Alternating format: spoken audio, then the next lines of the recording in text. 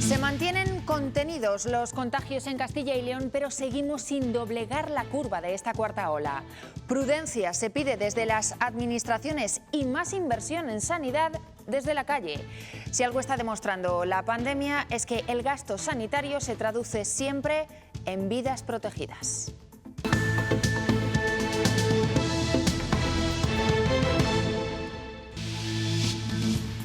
Hasta 4 hospitales de Castilla y León están en obras o ampliando sus instalaciones. Hay cientos de millones presupuestados para dotar de más camas a estos centros y de mejores equipos. Hoy les contamos los planes más inmediatos. Muy buenas tardes. En Salamanca encontramos uno de los proyectos sanitarios más ambiciosos de la comunidad en estos momentos. Son casi 300 millones de euros los que se van a invertir en unas instalaciones de última generación. De hecho, ya han empezado a funcionar. Lidia Bartolomé. Sí, el pasado mes de diciembre este nuevo hospital de Salamanca recibía a los primeros pacientes de algunas especialidades, aunque la realidad es que por el momento no hay una fecha definitiva para el traslado total. El objetivo es que se convierta en todo un referente y para ello contará, entre otras muchas cosas, con más de 500 habitaciones y con 863 camas, lo que supone un 15% más de las que hay actualmente. Desde ayer ya está autorizado formalmente en Europa. La vacuna de Pfizer se puede administrar a los menores de 12 a 15 años. Hoy preguntamos a los expertos y nos dicen que es una buena noticia porque con la población mayor ya inmunizada, lo más probable es que el virus fuera adaptándose para atacar a los más jóvenes. Probablemente tienda a refugiarse en estos rangos de edad más jóvenes. Una mayor protección, una mayor, lo que se denomina la inmunidad de rebaño, tratar de reducir la transmisión. Reunión este sábado de las plataformas de Castilla y León que luchan contra la despoblación. Han presentado sus propuestas para la comunidad. Algunas pasan por mejorar las telecomunicaciones. Hoy veremos cómo Internet va llegando cada vez a más pueblos. Formato reducido este año para el Día de las Fuerzas Armadas, desfile mucho más austero con la presencia de los Reyes y vuelo de la Patrulla Águila. Unas 500 personas se han acercado a esta plaza de Madrid para seguirlo de cerca. Y este año, el Día de la Hispanidad, el 12 de octubre, podremos saber mucho más sobre la vida de Cristóbal Colón. El estudio del ADN de Colón está en la última fase y eso podría determinar, por ejemplo, su origen. Aunque se acepta mayoritariamente que nació en Italia, hay teorías que aseguran que su padre era de Peñafiel, en Valladolid. Hoy hemos vuelto a tener temperaturas altas que han ayudado a que se desarrollen nubes y algunos chubascos. Y así vamos a seguir con ambiente primaveral. Calor, mañanas tranquilas, pero con nubes por las tardes que dejan algunas lluvias dispersas.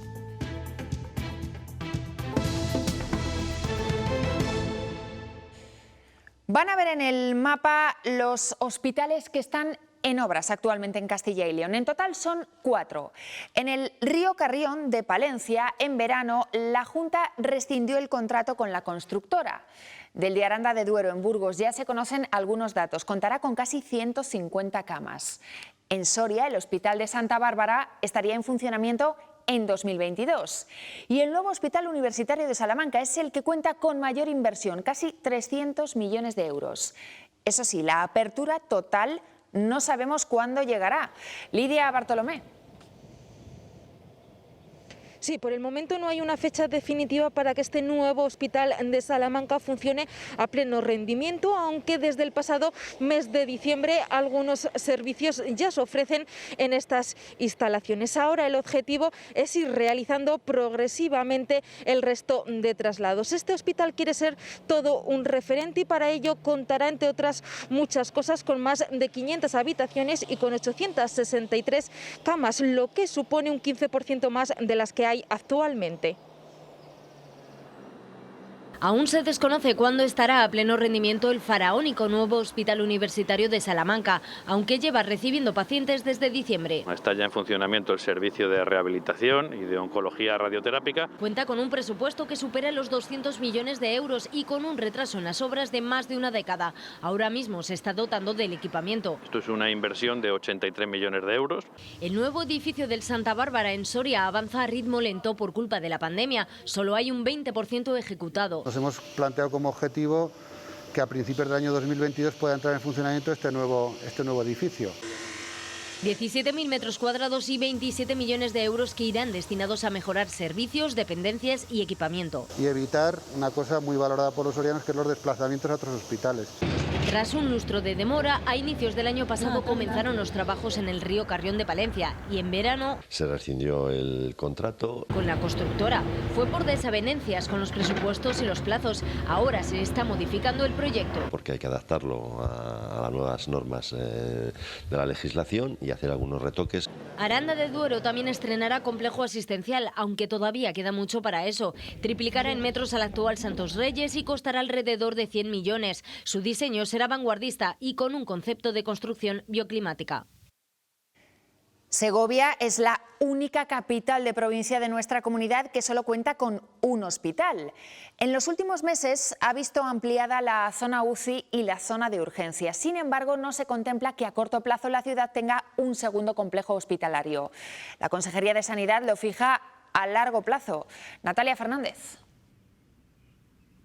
No habrá un segundo hospital aquí en Segovia, de momento ni a corto ni a largo plazo. Desde la delegación de la Junta de Castilla y León insisten en que es precipitado hablar sobre ese segundo complejo hospitalario para la ciudad de Segovia. Eso sí, siguen recordando que se está trabajando en los últimos meses en este sector sanitario y que de hecho ya se han cumplido algunas de las promesas de la Consejería de Sanidad, como fue la ampliación tanto de urgencias como de la UCI en el Hospital General de Segovia, y que ahora se está comenzando a trabajar en la construcción de esas infraestructuras hospitalarias en estos terrenos donde se localizarían las consultas externas y sobre todo esa tan ansiada radioterapia aquí para la ciudad de Segovia. Una nueva infraestructura hospitalaria que daría lugar a que se trasladaran a ella las consultas externas y también la inclusión del servicio de radioterapia, liberando así espacio en lo que es nuestro hospital para crear allí nuevos servicios. Manifestación histórica en la comarca de Las Merindades, en Burgos. Cerca de 3.000 personas han escenificado el funeral de la sanidad pública por las calles de Villarcayo. Reclaman a la Consejería que dote de más médicos a esta zona rural. Pero lo más urgente, dicen, es el centro de especialidades, con todas sus plazas sin cubrir. El centro de especialidades de ahora mismo solo es un rótulo, ese que veis ahí, no hay ningún especialista. Nos tienen absolutamente abandonados a las personas de Las Merindades. Tenemos que trasladarnos a Miranda y a Burgos. Nuestra gente mayor renuncia a que les manden a los especialistas porque no tienen cómo ir, porque tampoco tenemos transporte sanitario, y por eso estamos todos hoy aquí. Faltan algunos, pero suficientes con los que estamos para que nuestra voz llegue a la Consejería de Sanidad. Vamos ya con los datos, porque los contagios siguen estables en la comunidad. Hoy se anotan 282 positivos, casi la misma cifra que hace justo una semana. Además, la incidencia se baja 4 puntos. La tendencia se mantiene por debajo de los 300 casos diarios, en todo caso. Y en las últimas 24 horas han muerto 2 personas más. Pero fíjense en los datos, porque esta semana ha habido varios días en los que no se han comunicado fallecimientos. Y mientras la vacunación que no para en Palencia, la semana que viene van a multiplicar por 2 las dosis de vacunas. Marta Caña. El ritmo de vacunación en Palencia se acelerará la próxima semana gracias al aumento en la llegada de dosis a la provincia. De las 6.000 recibidas la última semana se pasará a poco más de 14.000, lo que permitirá que los nacidos en el baby boom puedan vacunarse. Y además los menores de 60 que ya recibieron la primera dosis de AstraZeneca puedan recibir la segunda.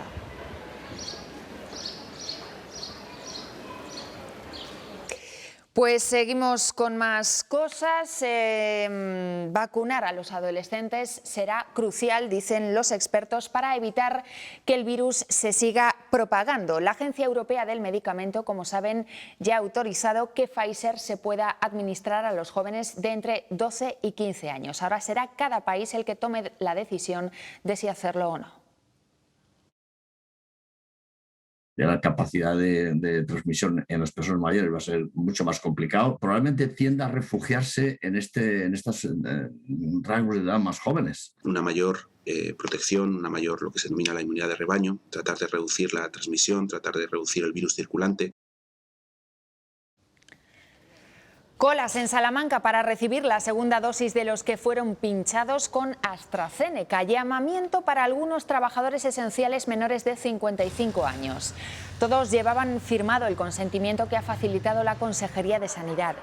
Allí hemos confirmado el sentir general de que la mejor opción es completar la pauta con el mismo suero, con AstraZeneca. Lo tenía claro. Hombre, siempre existe el riesgo, porque todo existe riesgo, pero lo tenía claro. He intentado formarme y aún así lo único que he conseguido son más dudas.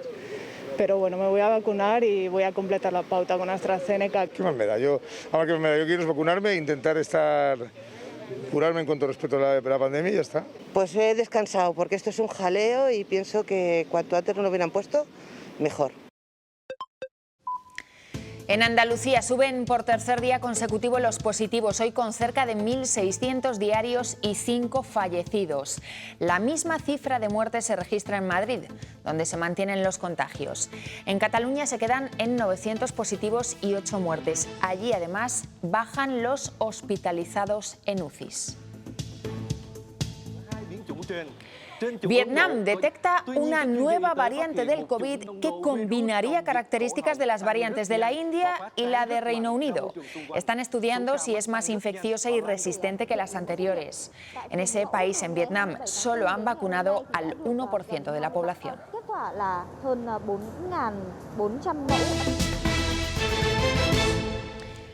Según un informe que estudia los robos en comercios de todo el país, Palencia, Salamanca y Soria son las 3 provincias en las que se producen los robos más caros de toda España.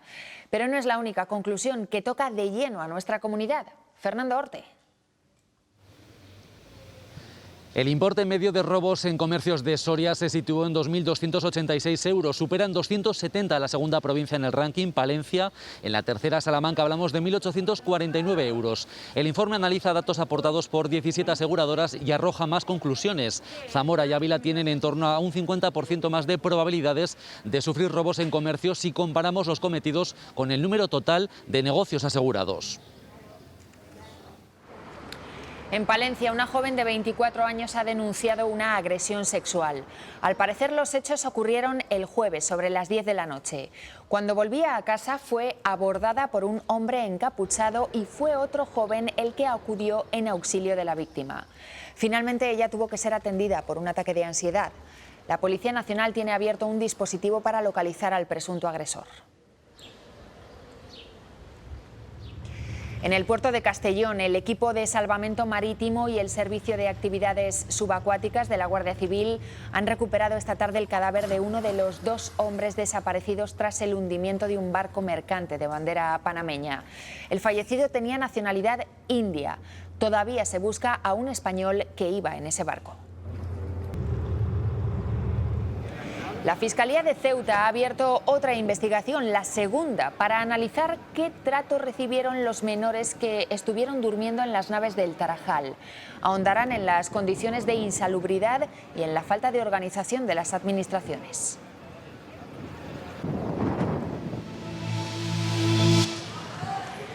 Discreto acto central del Día de las Fuerzas Armadas. Los Reyes han presidido un desfile de apenas unos pocos cientos de metros y el paso de la patrulla Águila tras el homenaje a los caídos. Medio millar de personas se han acercado hasta la Plaza de la Lealtad en Madrid, donde se han escuchado vítores y aplausos al rey. Estamos superando la crisis sanitaria más importante de nuestra historia reciente y aunque aún quedan por superar dificultades, sin duda avanzaremos unidos como el gran país que somos. Al acto por el Día de las Fuerzas Armadas en Barcelona no ha acudido la presidenta del Parlament, Laura Borràs. Ha criticado al rey por alentar la represión contra los catalanes después del referéndum ilegal. Por carta ha pedido al ejército que abandone el cuartel del Bruc y que ceda ese espacio a quien se lo merece, dice, a los ciudadanos catalanes. Desde Segovia, el portavoz del PP en el Senado, Javier Maroto, se ha mostrado hoy muy crítico con el presidente del Gobierno. Le acusa de no rescatar a España y de centrarse solo en ser valiente concediendo indultos políticos. El PSOE defiende los indultos, dice que servirán para curar heridas del pasado. Sánchez tiene un problema grave en el significado de la palabra valiente. Valiente no es otorgar indultos para mantenerse en el poder. Valiente es mantener la dignidad y la ley, aunque le cueste a uno el poder. Este país necesita curar heridas. Este país necesita apuntar un rumbo distinto a esa herencia nefasta, a esa gestión política nefasta, antipolítica se podía calificar, de los problemas territoriales con Cataluña que el Partido Popular nos dejó. Que aquel cielo ahora es de un hermoso color azul. Con este vídeo de homenaje, la Guardia Civil quiere recordar a las víctimas del atentado del cuartel de Vic, del que se cumplen 30 años. En el vídeo se escenifica el encuentro de dos de los agentes que sobrevivieron al ataque y a los que se grabó abrazándose el día del atentado. El ataque fue obra de la banda terrorista ETA y dejó 10 fallecidos y 44 heridos. Un coche bomba estalló en el patio del cuartel. En Jerez de la Frontera, en Cádiz, ha muerto un guardia civil atropellado por un joven de 22 años. Viajaba con un menor a 180 km por hora para escabullirse, pero había un control de tráfico y al darse a la fuga arrolló a la gente e impactó con otros vehículos. El conductor ha dado positivo en cocaína. El PSOE de Castilla y León pide la comparecencia del presidente de la Junta en las Cortes después de conocer los datos de ayudas del Gobierno regional que ha presentado Mañueco esta semana. Según el presidente, se han gestionado más de 200 millones en ayudas directas y 540 para liquidez. Los socialistas dicen que es falso, que lo destinado por la Junta son 101 millones de euros en 2 años. El Partido Socialista le exige a A. Mañueco que nos cuente la verdad, que no mienta a los ciudadanos, que nos aclare exactamente cuánto dinero y a quién. El señor Mañueco tiene que dar explicaciones ante las Cortes de Castilla y León. Unas pensiones dignas, jubilación a los 65 y la derogación de las reformas de 2012 y 2013 son algunas reivindicaciones de los pensionistas que se han manifestado hoy por toda España. Esto que ven es Salamanca. Los convocantes aseguran que el Gobierno no quiere sentarse a hablar y dicen que están jugando con el dinero de todos.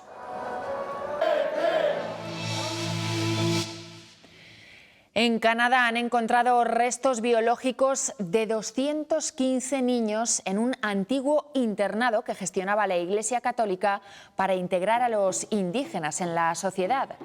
El centro se abrió en 1890 y pasaron por allí 150.000 niños a los que separaron a la fuerza de sus familias. Nunca se documentaron esas muertes.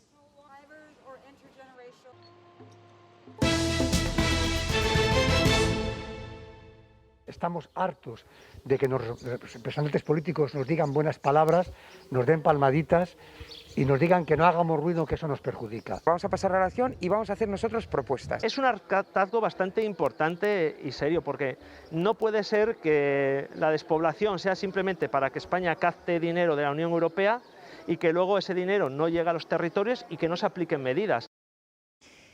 En un pequeño pueblo de Zamora, en Fuentes de Ropel, las plataformas de Castilla y León que luchan por el futuro de la España vaciada han presentado hoy las medidas que proponen en su modelo de desarrollo. Una estrategia diferente en la que se han unido por un objetivo común. Sara Andrés. Todas estas plataformas confían en que todas unidas puedan conseguir esos objetivos que de forma individual no han logrado, a pesar de que llevan años luchando por esto mismo. La mejora de las telecomunicaciones para acabar con la brecha digital, un acceso en igualdad de condiciones a los servicios públicos de calidad o viviendas más asequibles son algunas de las propuestas que esperan conseguir. Habrá que matizarlas, aclaran, para aplicar sobre el terreno en Castilla y León, un territorio en el que el documento de 101 medidas encaja a la perfección. Se podrían aplicar prácticamente en un 95% todas. Al estar presente en los medios, presente en la sociedad, presente en la agenda política, creemos que puede ser el momento que realmente haya un cambio, ¿no? La falta de banda ancha en nuestro medio rural está imposibilitando ahora el teletrabajo tan de moda que se ha puesto con esto de la pandemia. Que quien abra un negocio en el mundo rural no solo no debería pagar los mismos impuestos, debería estar ayudado, porque esos pequeños negocios en el mundo rural es el cordón umbilical. Actualmente existe un plan del Gobierno central que se fija como objetivo que toda la población tenga acceso a Internet de alta velocidad. En el horizonte del año 2025 y la meta, ese acceso a Internet para el 100% de la población con 100 megas de velocidad. En Castilla y León, el compromiso más cercano tiene otra fecha marcada en el calendario, 2023. La Junta asegura que entonces todos los vecinos de la comunidad podrán navegar al menos con 30 megas de velocidad. Mientras tanto, desde ambas administraciones, central y regional, ofrecen líneas de ayudas a las teleoperadoras para la extensión de la banda ancha. Es la rutina obligada de muchos pequeños pueblos. Me cogía mi coche y me iba a una montaña, a determinadas zonas que sabemos donde hay cobertura, pues para hablar con la gente con la que trabajo. Sin embargo, poco a poco los vecinos consiguen que cambie esa realidad. Como no somos interesantes para otros operadores, pues teníamos que tomarnos la fibra por nuestra cuenta. Así ha nacido un operador que da cobertura a la zona nordeste de la provincia de Segovia. Se nutren de la fibra óptica que ya tenían los cables de la red eléctrica. Es un buen ejemplo de reaprovechando infraestructura existente, pues llevar la misma internet que hay en Madrid, en París, en San Francisco, en el Silicon Valley. En Magaña, en Soria, ya tienen cobertura e internet. Con financiación pública han conseguido que una gran compañía instale la antena. Es lo mismo que cuando vino la luz, pues lo mismo. Hoy en día el que no tiene conectividad, el que no puede utilizar su teléfono o internet, pues al final el tener conectividad es conectarse al futuro. La misma compañía va a poner en marcha otra torre en la Sierra de San Marcos, también en Soria, para seguir extendiendo la cobertura al medio rural. La Junta presenta los nuevos ciclos formativos de FP como elementos de cohesión social contra la despoblación. Pero lo cierto es que solo ha concedido 9 de los 37 en zonas rurales. En los pueblos hablan de frustración y de retroceso. En León, por ejemplo, no se ha aprobado ninguna propuesta nueva en municipios pequeños. Roberto Núñez. Los pueblos intentan que su FP vaya orientada a las principales actividades que tienen en el territorio y así conseguir que sus jóvenes se formen y trabajen en el municipio. Por eso, en el caso de Valencia de Don Juan, habían optado por un ciclo formativo de elaboración de productos alimenticios, entroncando con su principal actividad, la agroganadera. Pero han visto cómo se rechazaba esa posibilidad, al igual que ha ocurrido, por ejemplo, en Villablino, en Astorga o en Toreno. Lo consideran un paso atrás en la lucha contra la despoblación y en el intento de fijar población joven en sus municipios, viendo que además muchos de esos ciclos se van a ciudades. De las pocas herramientas, lamentablemente, que tenemos para lograr fijar población en el medio rural. Tanto la educación como la sanidad, sabemos todos que son elementos claves si queremos evitar que sigamos desangrándonos año a año con la pérdida de población. Y efectivamente, un ciclo formativo, esa formación destinada directamente al ámbito profesional, pues sería muy interesante. La unidad veterinaria de Navarredonda de Gredos, en la provincia de Ávila, atiende a cerca de 30.000 cabezas de ganado y su única administrativa ahora ha sido cesada. Los ganaderos aseguran que es un gran perjuicio. Samuel Sanovilla. Así es, en estos momentos la unidad veterinaria de Navarredonda de Gredos se encuentra sin personal administrativo propio. Aunque un auxiliar se desplaza 2 días a la semana, los ganaderos de la comarca se quejan de las colas interminables para realizar su papeleo. Y todo esto en vísperas del inicio de la trashumancia, cuando los trámites administrativos se multiplican debido al movimiento de ganado entre otras comunidades autónomas y la provincia de Ávila. La Sierra de Gredos es una comarca eminentemente ganadera, con cerca de 30.000 cabezas que, según los ganaderos, ahora están desamparadas administrativamente, ya que su unidad veterinaria no cuenta con ese personal, aunque la Junta está trasladando un administrativo hasta la zona. Pero nada más que vienen los martes y los viernes, o sea que los demás días no hay registro, hay una unidad veterinaria, hay unas colas de alucine, ¿eh? Que es ir a lo mejor a las 9 de la mañana y vienen a las 2 de la tarde. Algo que les afecta a la hora de dar de alta un ternero o trasladar la muerte de una vaca, pero más especialmente en una época del año que llegará pronto, la trashumancia. Y no sabemos quién va a hacer las entradas y cómo se van a hacer las entradas de esos animales en esta comunidad. Desde la Junta aseguran que van a garantizar el servicio y que el cese de la anterior administrativa se debe a una sentencia judicial. Tan pronto como haya una persona que acepte este nombramiento, se incorporará. Ojalá sea con fecha 1 de junio. Por eso los ganaderos plantean una solución. Si nadie quiere ir a cubrir esa plaza porque no les gusta el mundo rural, que ésta se convoque en la comarca y la ocupe alguno de sus vecinos. De pasar a costar 30 céntimos por kilo, precio ya de por sí ínfimo, hace 2 años a estar prácticamente regalada. Es lo que le pasa a la lana de Javier. Hay que darla porque no, por no almacenarla, pero por el valor no vale nada. En su explotación soriana de Tardajos guarda intacta toda la lana que esquiló el año pasado, 1.000 kilos que obtuvo de entre 500 y 600 ovejas. Es un negocio donde no salen las cuentas. Un esquilador te cobra 1,50, la lana se vende como máximo a 0,60, si cada oveja da 3 kilos, el resultado es que tienen los ganaderos que poner dinero. Por eso el sector textil ya no busca la lana aquí. Es más económico traer este material de otros países como Australia o China. Si el mercado continúa así, lo tienen claro. Que cada año hay 1 millón de ovejas menos, salvo en zonas muy concretas de ganadería extensiva, donde grandes de esas como Extremadura o el Valle de la Serena, algunos otros así, desaparecerán. Y todo esto a solo un mes de que empiecen a llegar de nuevo los esquiladores. Pesquera de Duero, en Valladolid, ha dado esta tarde el último adiós a uno de sus vecinos más célebres.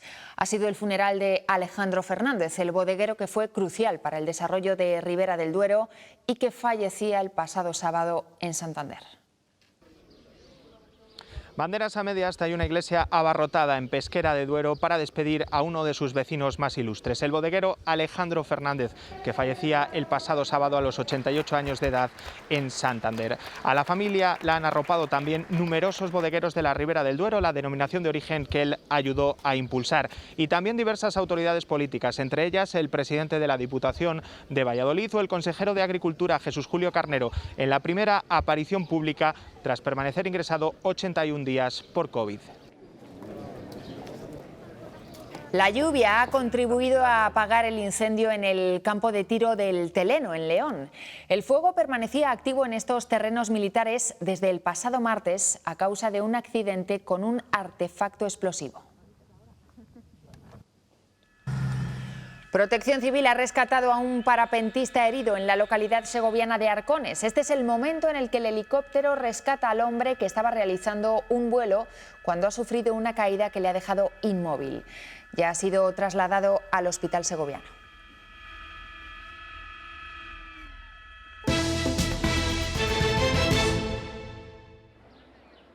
Aunque se puede utilizar para buscar pareja... Sí, puede ser, se puede utilizar para ligar como cualquier aplicación ahora mismo. Lo cierto es que Jadi nace con un objetivo muy diferente. Buscamos que la gente se haga sus propios grupos, sus propias mesas y pueda conectar con otras mesas de intereses similares. La idea era un poco de tener la misma experiencia que tienes cuando vas a un bar te sientas en una mesa con tus amigas y, pues por lo que sea, acabáis hablando con los de la mesa de al lado. Una aplicación creada por dos hermanos segovianos casi por casualidad. Me llamó mi hermano por teléfono y descolgué y digo, ¿qué pasa? Porque mi hermano y yo no solemos hablar por teléfono, aunque vivimos en ciudades diferentes y tal, pero por WhatsApp mucho. Y me dice, María, es que he pensado una idea, a ver qué te parece. Y estuvimos un montón de rato hablando por teléfono. Sin tener conocimientos de desarrollo y programación. Para nada. O sea, mi hermano se dedica a un campo y a otro, pero nada que ver. La acogida de esta app está siendo muy buena. Está teniendo buena acogida y ahora en Segovia, que es donde lo estamos lanzando también un poco más abiertamente, pues está teniendo también muy buena acogida y esperamos poco a poco ir por las distintas ciudades de España hasta darla a conocer. Es completamente gratuita y ya está disponible tanto para Android como para iOS. El Festival de Cine de Medina del Campo en Valladolid celebra hoy el primero de sus días grandes. Entrega los Roeles al actor y a la actriz del siglo XXI, esta vez para Álvaro Cervantes y Susana Abaitua. Enar Valerio, ¿qué significa este premio? Sí, en palabras del director del propio festival, es un guante que les lanzan para que puedan demostrar que se van a consolidar como intérpretes en este siglo XXI. Tanto Susana Abaitua como Álvaro Cervantes se han mostrado muy contentos y emocionados al recoger su Roel por volver a esta Semana de Cine de Medina, donde ya fueron premiados por sus interpretaciones en los cortos con los que competían en el festival en pasadas ocasiones. Ambos actores han reconocido que el cortometraje es un gran formato para seguir contando historias. Que haya festivales como Medina del Campo que apoyen este tipo de cine me enorgullece y me parece muy importante porque lo valoro igual que otro tipo de largometrajes. Creo que es muy importante porque es el sustrato del que luego vive la industria. Madrid sucede a Soria en la presidencia de la Red de Ciudades Machadianas, que ya suma 8 integrantes. La Asamblea ha acordado impulsar una beca. Se ha celebrado en el marco de la 8ª Aula Juan de Mairena, que esta tarde ha contado con Antonio Rodríguez Almodóvar, experto en Antonio Machado, y con el escritor y guionista Julio Llamazares. Una parte importante de la memoria es la literatura. Y es imposible, para mí es imposible asomarte en el Parque del Castillo, a Soria, y no oír la voz de Machado, porque Machado sigue viviendo aquí, sigue estando aquí. Esta exposición titulada Tesoros es uno de los platos fuertes de la programación con la que Peñafiel en Valladolid va a conmemorar este año el 6º centenario del nacimiento del príncipe de Viana. Con varias piezas llegadas desde Navarra y Andalucía se ofrece una visión de la vida del siglo XV, época en la que Carlos de Navarra y Aragón fue una figura destacada. De la vida de Cristóbal Colón conocemos muchos detalles, pero no sabemos con exactitud dónde nació y dónde creció. Una nueva teoría ubica la cuna del descubridor de América en Mallorca y en Peñafiel la del posible padre del navegante, el príncipe de Viana, del que acabamos de hablarles. De Cristóbal Colón conocemos muchas cosas, pero no hay nada claro sobre su origen. Una nueva investigación ubica el nacimiento en Mallorca e identifica al príncipe de Viana, nacido en Peñafiel, como su padre. De Colón nace en Mallorca en 1460, en un municipio que se llama Felanich. Cuando tiene 9 años de edad, él deja Mallorca para siempre y se va hacia Provenza. Allí se va con unos hermanos de su madre, corsarios al servicio del rey. En Provenza conocerá de primera mano el mar. En 1476 Colón llega a Portugal a raíz de un naufragio que hubo en el Cabo de San Vicente. Para este detective de la historia, como él se define, las pruebas son evidentes. Que a la isla Margarita de Venezuela, Colón la bautizó con el nombre de su madre y la escribió en mallorquín, le puso Margalida. Pero hay más.